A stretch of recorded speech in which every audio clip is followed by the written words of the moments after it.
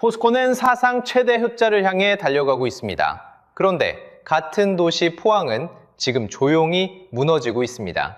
회사가 살아나면 도시도 산다. 반세기 동안 당연했던 이 공식이 포항에서 깨졌습니다.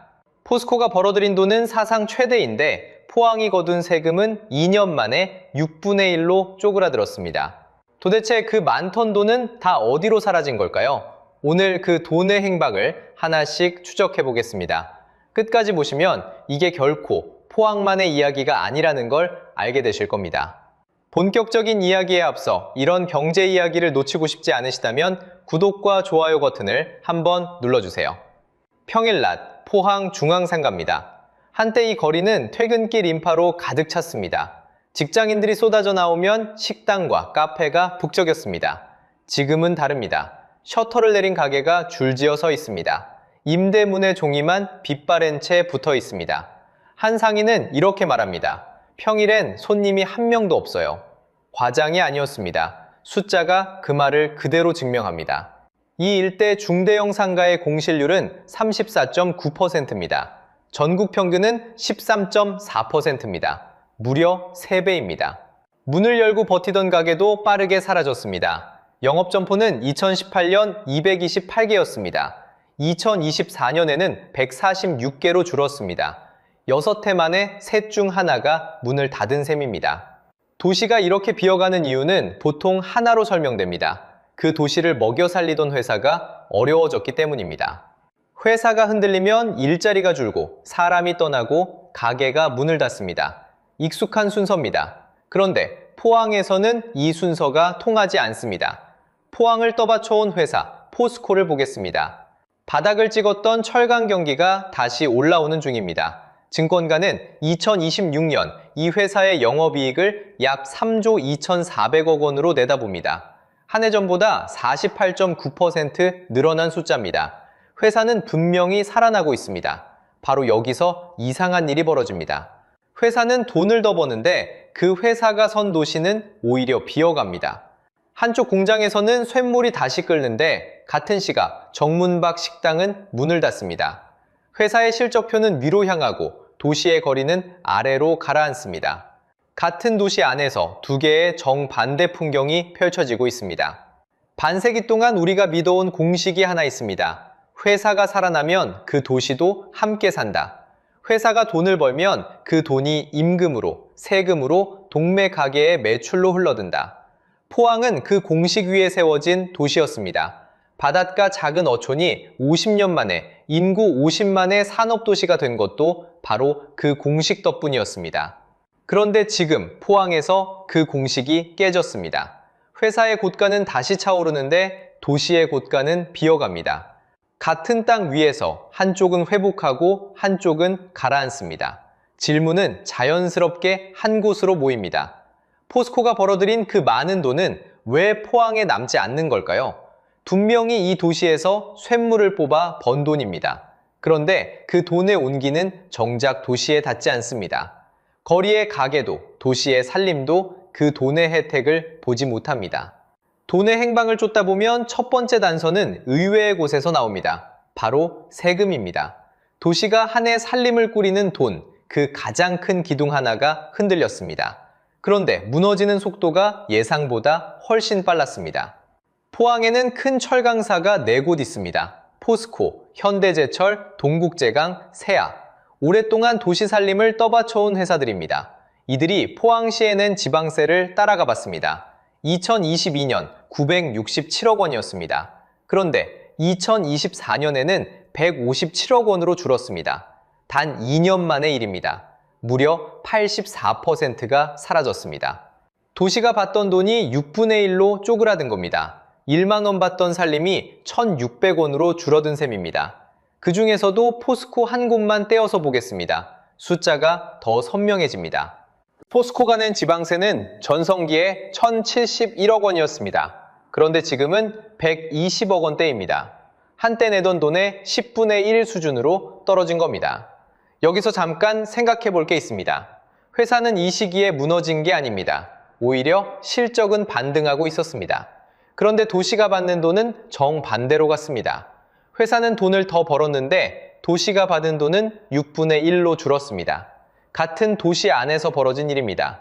회사는 살아나는데 도시 곳간은 비어갔습니다. 이게 바로 한 도시가 한 회사에 묶여 있다는 뜻입니다. 도시 살림의 큰 몫이 한 회사의 이익에 매여 있습니다.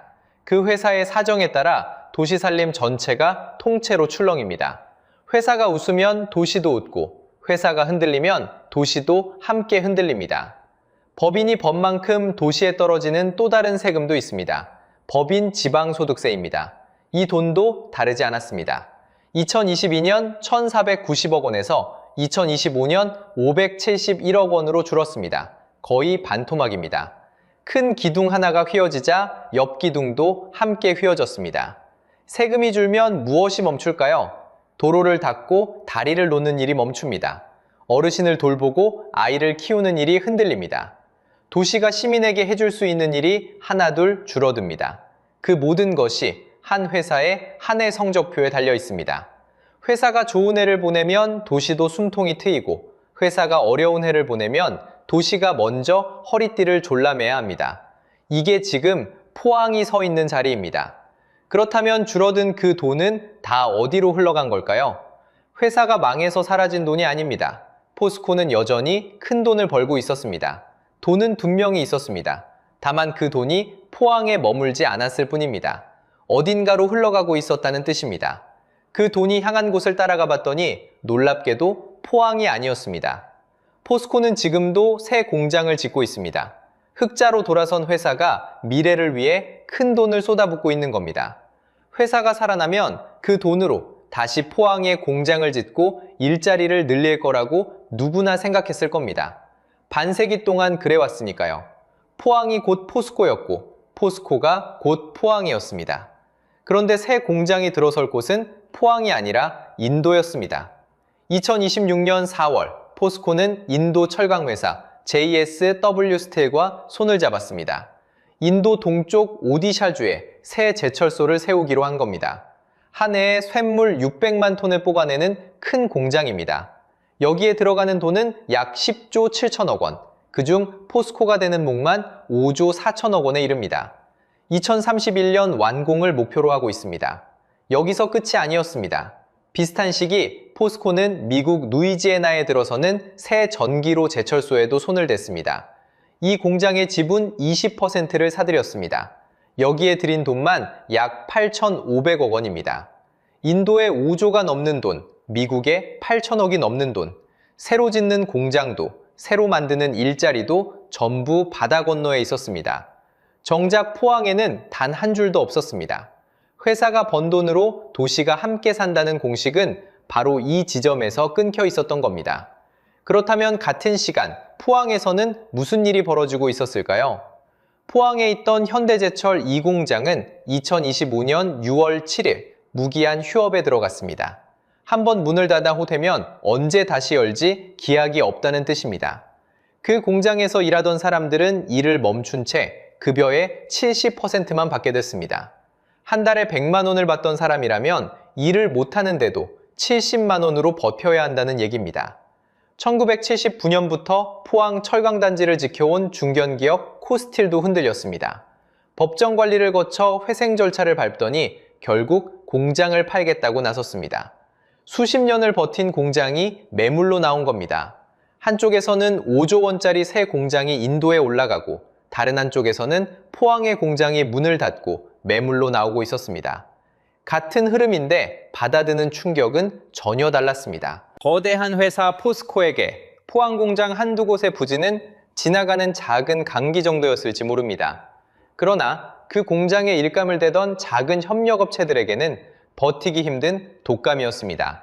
큰 회사가 한번 기침을 하면 그 아래 작은 회사들은 자리에 드러눕는 겁니다. 이렇게 휴업과 폐업이 도미노처럼 번지면서 포항을 떠받치던 일자리는 하나둘 빠져나가기 시작했습니다.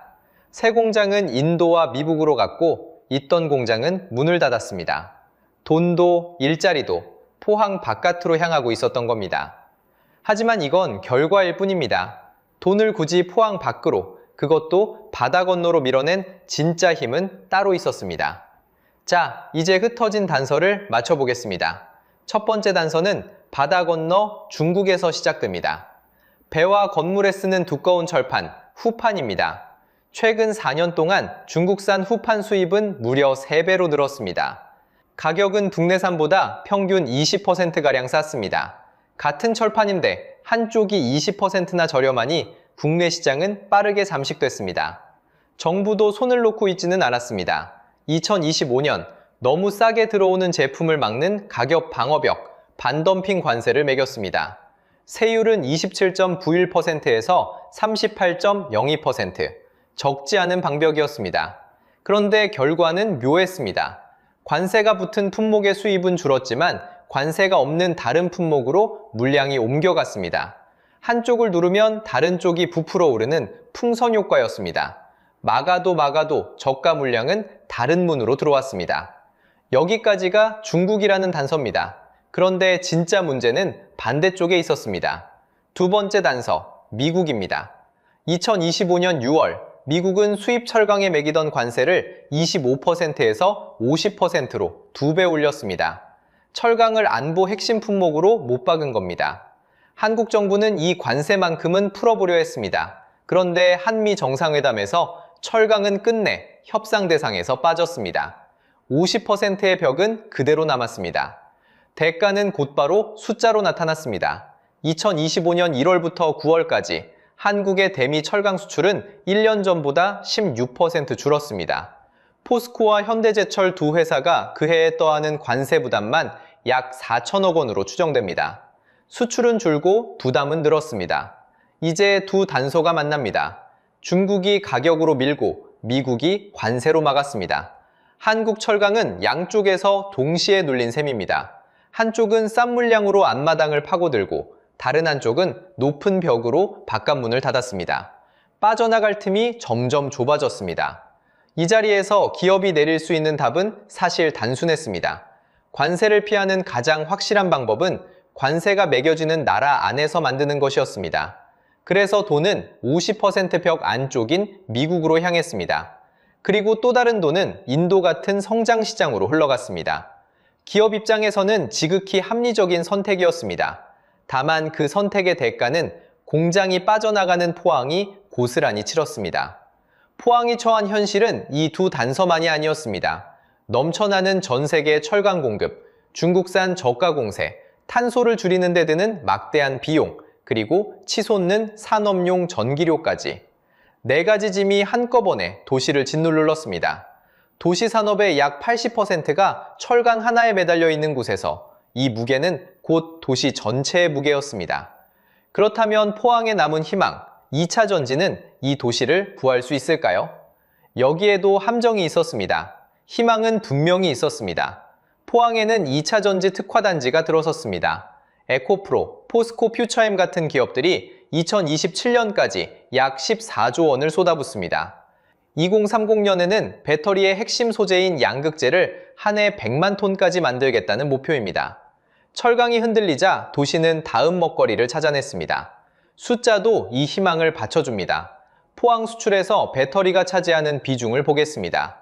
2015년에는 단 1%였습니다. 그런데 2023년에는 38.5%까지 올라섰습니다. 8년 만에 거의 40배입니다. 철강의 도시가 배터리의 도시로 갈아타는 듯 보였습니다. 그런데 여기서 한 가지 질문이 남습니다. 공장이 들어서면 사람도 함께 들어올까요? 첨단 공장은 짓는 동안에는 사람이 북적입니다. 건설 인력이 몰려들기 때문입니다. 하지만 공사가 끝나면 그 인력은 빠져나갑니다. 그리고 자동화가 많은 첨단 공장은 정작 그 뒤에 계속 남아 일할 일자리가 기대만큼 늘지 않았습니다. 공장의 불은 켜졌습니다. 그런데 그 불빛 아래에서 일할 청년은 도시를 떠나고 있었습니다. 숫자가 이 착시를 그대로 보여줍니다. 포항이 최근 10년간 잃은 인구, 그 순유출의 약 90%가 청년이었습니다. 도시를 떠난 10명 중 9명이 젊은 사람이었다는 뜻입니다. 인구 자체도 무너졌습니다. 1995년 포항 인구는 51만 명이었습니다. 그러나 2025년 49만 선이 깨졌습니다. 48만 명대로 내려앉은 겁니다. 48만 명대로 돌아간 건 35년 만의 일이었습니다. 여기에 노인 비중을 뜻하는 고령화율은 20%를 넘어섰습니다. 청년은 떠나고 도시는 늙어갔습니다. 새 산업은 들어왔지만 청년은 오히려 더 빠르게 빠져나갔습니다. 상황이 여기까지 오자 정부도 움직였습니다. 2025년 8월, 포항은 산업위기 선제 대응 지역으로 지정됐습니다. 도시가 위험하다는 공식 경고였습니다. 같은 해 11월에는 철강 산업을 지키기 위한 이른바 K스텝법이 국회 문턱을 넘었습니다. 그러나 이 모든 대책은 떠난 청년을 다시 불러오지는 못했습니다. 그리고 이 패턴은 포항만의 일이 아닙니다. 새 산업이 들어와도 사람이 남지 않는 도시, 공장은 돌아가는데 인구는 비어가는 도시. 지금 이 순간에도 전국 곳곳에서 같은 일이 벌어지고 있습니다. 그래서 마지막으로 가장 중요한 질문 하나만 남겨두겠습니다. 지금까지 우리가 쫓아온 단서들을 한 줄로 이어보겠습니다. 회사는 사상 최대 흑자를 향해 가는데 도시는 무너졌습니다. 도시 살림을 떠바치던 세금은 2년 만에 6분의 1로 빠졌습니다. 그 돈으로 지은 새 공장은 포항이 아니라 인도와 미국으로 갔습니다. 중국은 가격으로 밀고 미국은 관세로 막으니 기업은 밖으로 나가는 게 더 합리적이었습니다. 그리고 마지막으로 도시를 떠받칠 청년들이 가장 먼저 짐을 쌌습니다. 따로 떨어진 사건처럼 보였지만 사실은 하나로 연결된 구조였습니다. 이건 우리만 처음 겪는 일이 아닙니다. 미국 디트로이트는 한때 자동차 하나로 미국에서 손꼽히는 부자 도시였습니다. 그 산업이 흔들리자 도시는 수십 년에 걸쳐 텅 비어갔습니다. 포항의 철강 의존도는 약 80%. 디트로이트가 걸어간 그 길을 지금 포항이 따라 걷고 있는 셈입니다. 여기서 우리가 기억해야 할 사실은 단 하나입니다.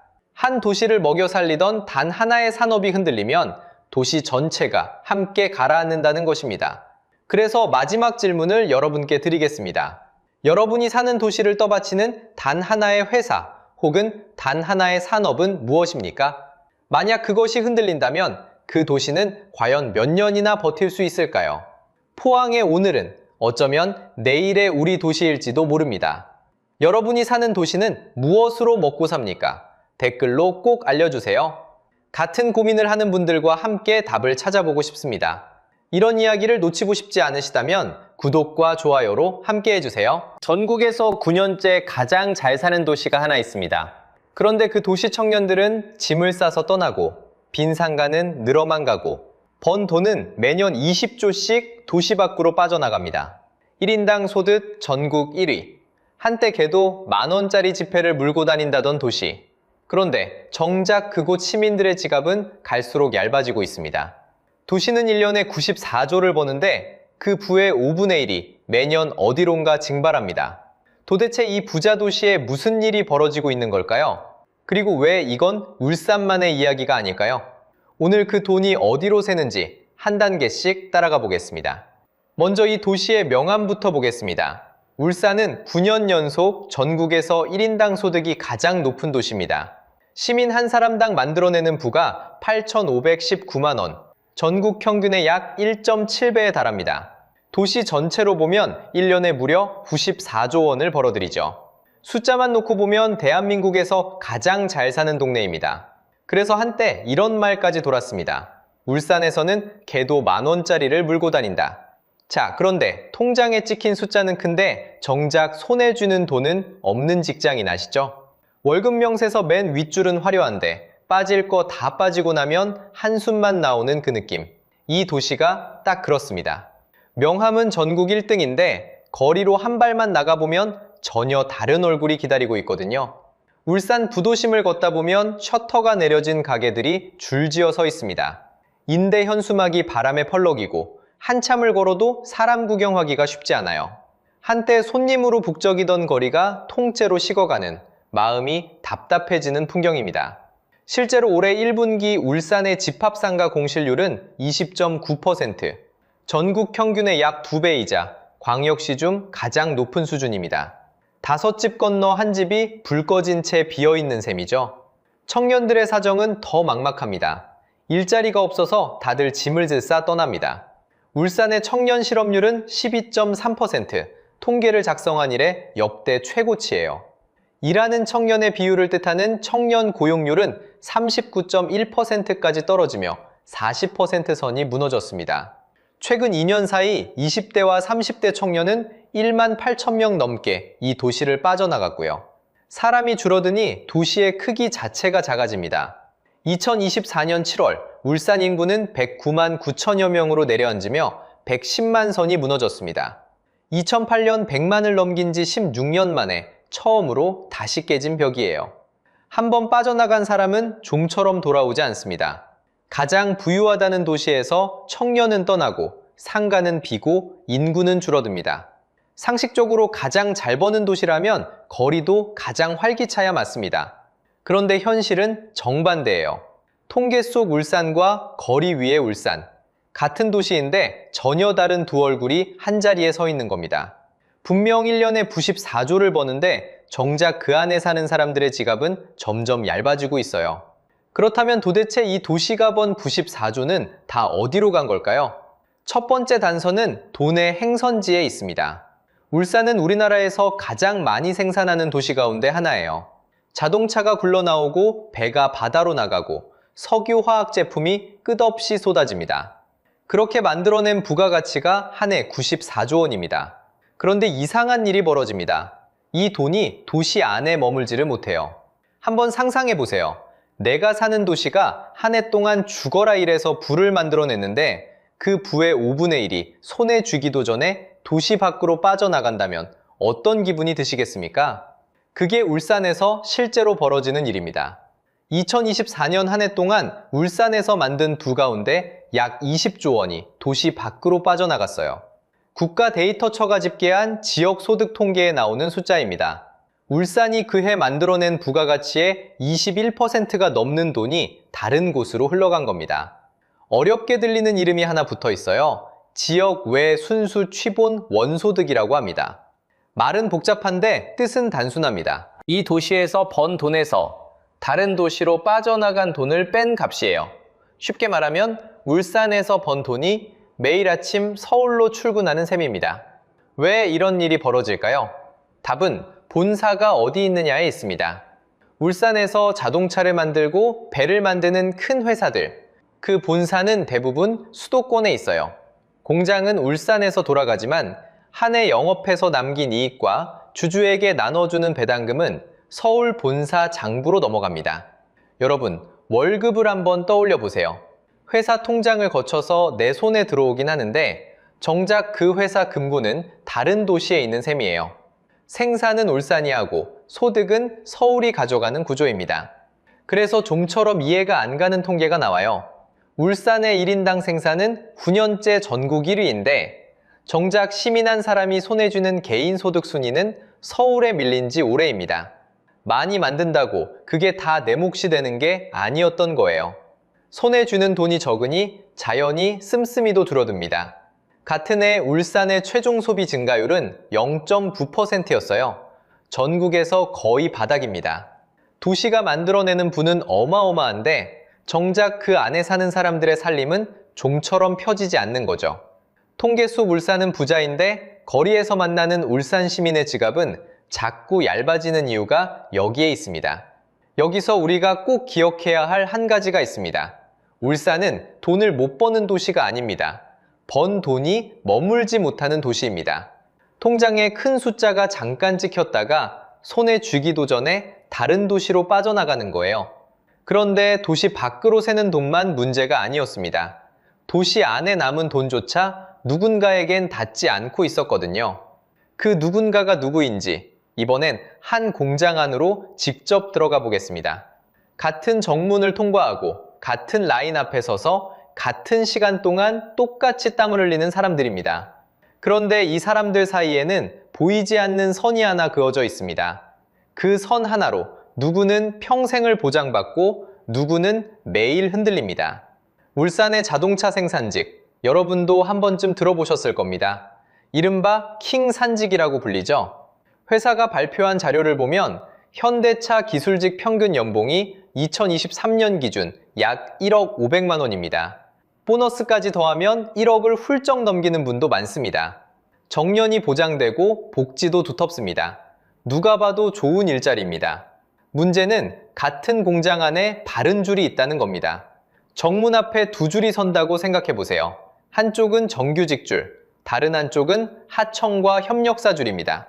같은 시간에 출근해서 같은 제품을 만드는데 받는 돈도 다르고 보장도 다릅니다. 한쪽은 평생을, 다른 한쪽은 계약 기간을 셉니다. 조선도 마찬가지고 자동차도 마찬가지입니다. 산업이 다를 뿐 정규직과 하청으로 신분이 갈리는 구조는 똑같습니다. 이게 어떤 의미인지 한 사례로 보여드리겠습니다. 한 비정규직 노동자의 이야기인데요. 일하다 다쳤는데 회사 안 의료시설을 쓰지 못하고 밖으로 실려나가야 했습니다. 같은 공장에서 다쳤는데 신분이 다르다는 이유로 들어갈 수 있는 문이 달랐던 겁니다. 물론 이건 모든 하청 노동자가 겪는 일이라고 단정할 수는 없습니다. 그저 한 사람의 사례일 뿐입니다. 하지만 그 한 사람의 경험이 그 선이 얼마나 단단한지를 보여줍니다. 여러분이 한 공장에서 20년을 일했는데 바로 옆자리 사람과 신분이 다르다면 어떠시겠습니까? 같은 기계를 만지고 같은 위험을 감수하는데 월급 봉투의 두께가 다르고 미래의 무게가 다르다면요. 가슴이 답답해지지 않으시나요? 이쯤 되면 이상한 일이 벌어집니다. 일자리가 없어서 청년이 떠나는 게 아니라는 겁니다. 조선업은 지금 초호황이에요. 생산직이 2만 명 넘게 부족합니다. 사람이 모자라서 배를 못 만들 지경입니다. 그런데도 청년은 오지 않습니다. 2022년 7월부터 2024년 7월까지 2년 사이 울산의 20대와 30대 청년이 6.9%, 18,984명이 빠져나갔습니다. 그 빈자리는 누가 메우고 있을까요? 울산 동구의 외국인 주민은 2021년 2,953명에서 2025년 10월 15,572명으로 늘었습니다. 258% 증가입니다. 단위 면적당 외국인이 287명으로 전국에서 가장 밀집한 동네가 됐습니다. 일자리는 분명히 있습니다. 청년은 안 옵니다. 그 자리를 외국인이 채웁니다. 이게 지금 울산에서 봉시에 벌어지는 일입니다. 왜 안 올까요? 답은 어렵지 않습니다. 들어갈 수 있는 문은 좁고 들어가도 신분이 갈리기 때문입니다. 정규직 자리는 바늘구멍입니다. 운 좋게 들어가도 옆에는 다른 줄이 있습니다. 청년들은 그걸 압니다. 그래서 좋은 일자리가 있다는 도시인데도 그 좋은 자리가 내 자리가 될 가능성이 낮다는 걸 알고 떠나는 겁니다. 전직 생산직이 배달 헬멧을 들고 오토바이에 오르는 장면을 떠올려 보세요. 공장 문은 좁았고 들어간 사람과 못 들어간 사람은 갈렸고 못 들어간 사람은 도시를 떠나거나 다른 일을 찾았습니다. 좁았고 갈렸고 떠났습니다. 자, 그런데 여기서 진짜 핵심은 따로 있습니다. 이 모든 게 누구 한 사람의 욕심 때문이 아니라는 겁니다. 이제 돈이 새는 진짜 구조를 한 단계씩 분해해 보겠습니다. 울산이 1년에 번 돈을 딱 100원이라고 해볼게요. 이 100원이 어디로 흩어지는지 따라가 보면 왜 부자 도시 시민의 지갑이 얇은지가 한눈에 보입니다. 먼저 맨 윗단입니다. 가장 큰 덩어리가 본사 배당과 영업이익이라는 이름으로 도시 밖으로 빠져나갑니다. 공장은 울산에 있는데 금고는 서울에 있으니까요. 앞에서 봤듯이 부가가치의 21%, 무려 20조 원이 매년 이렇게 도시 밖으로 새어나갑니다. 두 번째 단입니다. 남은 돈에서 사람 몫이 줄어듭니다. 차체를 붙이고 용접하던 자리가 하나둘 기계로 바뀌었거든요. 자동화가 깊어질수록 같은 100원을 벌어도 그 돈이 사람 손을 거쳐 동매로 흘러드는 길목 자체가 좁아집니다. 세 번째 단입니다. 그렇게 좁아진 인건비마저 층층이 나뉩니다. 일은 맨 아래 하청이 하는데 돈은 위로 올라갈수록 두꺼워지는 다단계 구조죠. 원청과 하청 사이에서 임금은 한 번 더 눌립니다. 네 번째 단입니다. 그 자리를 지키던 분들도 나이가 듭니다. 정년을 맞아 한 분씩 떠나고 그 빈자리는 새 청년으로 채워지지 않습니다. 그렇게 도시가 벌어들이는 돈에서 사람에게 돌아가는 몫은 또 줄어듭니다. 이제 마지막 단입니다. 윗단을 거치며 얇아진 돈이 시민 지갑에 닿을 때쯤이면 쓸 여력이 거의 남지 않습니다. 그래서 울산의 소비 증가율은 0.9%, 전국 하위권입니다. 안 쓰는 게 아니라 못 쓰는 거예요. 결국 동매 상가가 먼저 무너집니다. 집합상가 공실률 20.9%, 전국 평균의 2배입니다. 여기서 잠깐 짚고 갈 말이 있습니다. 외부 효과라는 건데요. 어렵지 않습니다. 내가 결정하지도 않은 일의 손해를 엉뚱한 내가 떠안는 걸 말합니다. 본사가 어디 있을지, 어느 공정을 기계로 바꿀지, 그건 울산 시민이 정한 적이 없습니다. 그런데 그 결과로 텅 비는 상가의 월세는 울산 자영업자가 떠왔습니다. 이게 한 번에 닥친 일도 아니었습니다. 2014년 현대중공업은 3조 2천억 원 적자를 냈고 해양 플랜트는 45개월 동안 새 일감을 단 한 건도 받지 못했습니다.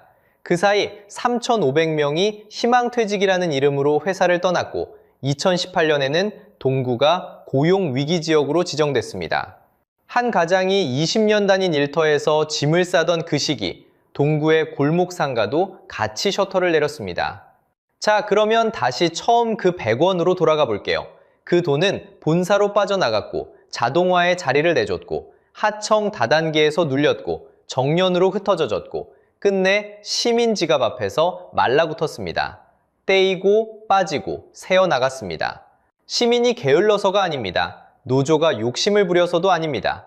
여기서 핵심은 이겁니다. 이건 누구 한 사람의 잘못이 아니라 부가 만들어지는 곳과 머무는 곳이 처음부터 분리되도록 설계된 구조라는 겁니다. 그래서 여러분께 꼭 드리고 싶은 말이 있습니다. 당신이 가난한 건 덜 일해서가 아닙니다. 당신이 만든 부가 당신 곁에 머물도록 설계되지 않았기 때문입니다. 가슴이 답답하셨을 겁니다. 그런데 그 답답함의 정체가 이제 보이시나요? 내 노력이 부족했던 게 아니라 돈이 흐르는 길이 애초에 나를 비켜가도록 나 있었던 겁니다. 그렇다면 이 흐름은 정해진 운명일까요? 다른 도시들은 이 갈림길에서 어떤 선택을 했는지 보면 답이 보입니다. 여기 자동차로 먹고 살던 두 도시가 있었습니다. 같은 병을 앓았는데 한 도시는 무너졌고 한 도시는 다시 일어섰습니다. 먼저 무너진 쪽을 보겠습니다. 미국 디트로이트. 한때 자동차 산업의 심장이었습니다. 1950년대 인구가 약 200만 명이었어요. 그런데 지금은 70만 명대입니다. 절반도 안 남았습니다. 자동차 일자리는 1999년 132만 개에서 10년 만에 65만 개로 반토막 났고 결국 2013년 도시 자체가 재정 파탄에 맞았습니다. 빈집이 거리마다 늘어섰습니다. 한 산업에 모든 걸 걸었던 도시가 그 산업이 흔들리자 통째로 가라앉은 겁니다. 남의 나라 이야기가 아닙니다. 2018년 군산을 떠올려 보세요. 한국 GM 공장이 문을 닫았습니다. 그 한 번의 폐쇄로 직간접적으로 생계가 걸린 사람만 약 15만 6천 명이 흔들렸습니다. 공장 하나가 멈추자 도시 전체가 함께 멈췄습니다. 가슴이 답답해지지 않으시나요? 그런데 여기서 핵심은 이게 정해진 운명이 아니라는 겁니다. 같은 병을 앓고도 살아난 도시가 있거든요. 독일의 루르 지역은 탄광과 제철로 먹고 살던 곳이었습니다. 그 산업이 무너지자 도시는 주저앉는 대신 방향을 틀었습니다. 옛 공장 부지를 지식과 미래 산업의 터로 바꿔냈죠. 스페인 빌바오는 더 극적입니다. 쇠락한 공업도시에 미술관 하나를 세웠는데 그게 도시 전체를 문화도시로 되살렸습니다. 사람들은 이걸 빌바오 효과라고 부릅니다. 무너질 줄 알았던 도시가 선택 하나로 살아난 겁니다. 그렇다면 울산은 어느 쪽일까요? 다행히 주저앉는 쪽으로만 가고 있지는 않습니다. 현대차는 울산에 전기차 전용 신공장을 짓고 있습니다. 투자 규모만 약 2조 원, 2026년부터 연 20만 대를 만들어낼 계획입니다. 버려진 게 아니라 다음 산업으로 갈아타는 중인 겁니다. 멈춰있던 생산직 공채도 2024년에 다시 열렸습니다. 게다가 2026년 3월 10일부터는 노란봉투법이 전면 시행됩니다. 원청의 책임을 넓히고 하청 노동자가 떠안던 손해배상의 무게를 개인별로 따지도록 한 법이죠. 그동안 신분의 벽 바깥에 서 있던 사람들에게는 작지만 분명한 출구입니다. 그리고 이건 울산만의 갈림길이 아닙니다. 군산이 그랬고 창원이, 광주가 같은 길 위에 서 있습니다. 한 산업에 도시의 운명을 통째로 맡긴 곳이라면 어디든 디트로이트가 될 수도 빌바오가 될 수도 있습니다. 여러분이 사는 도시도 예외가 아닙니다. 결국 우리가 본 건 분명합니다. 문제는 가격이 아니라 구조였고 구조는 누군가 설계한 것이었습니다. 그렇다면 그 구조는 우리가 다시 설계할 수도 있다는 뜻입니다. 두 도시의 운명을 가른 건 병의 크기가 아니라 무너질 것이냐, 다시 일어설 것이냐 하는 선택이었으니까요. 지금 이대로라면 번도는 계속 도시 밖으로 빠져나가고 청년은 떠나고 거리는 더 비어갈 겁니다. 하지만 울산의 길이 정해진 건 아닙니다. 방향은 분명합니다. 첫째, 도시가 만든 부가 그 도시에 머물게 해야 합니다. 생산은 여기서 하는데 소득은 서울로 출근하는 그 돈줄을 일부라도 지역으로 돌려놓는 겁니다. 둘째, 같은 공장 안에서 신분이 갈리는 원하청 격차를 좁혀야 합니다. 셋째, 자동차 하나에 도시 전체를 거는 단일 산업 의존에서 벗어나 먹고 살 기둥을 여러 개로 늘려야 합니다. 다시 정리하면 이렇습니다. 울산은 돈을 못 버는 도시가 아닙니다. 번 돈이 머물지 못하게 설계된 도시입니다. 문제는 가격이 아니라 구조입니다. 여기서 묻고 싶습니다. 여러분이 사는 도시에서 번 돈은 그 도시에 머물고 있나요? 댓글로 여러분 동네 이야기를 들려주세요. 어쩌면 울산과 똑같은 일이 지금 여러분 동네에서도 벌어지고 있을지 모릅니다. 다음 영상에서는 울산 다음 차례로 거론되는 또 다른 산업도시를 들여다보겠습니다. 그곳도 한때 잘 나갔지만 지금은 같은 갈림길 앞에 서 있습니다. 오늘 이야기가 여러분 동네를 다시 보는 데 도움이 됐다면 구독과 좋아요 부탁드립니다. 끝까지 시청해주셔서 고맙습니다.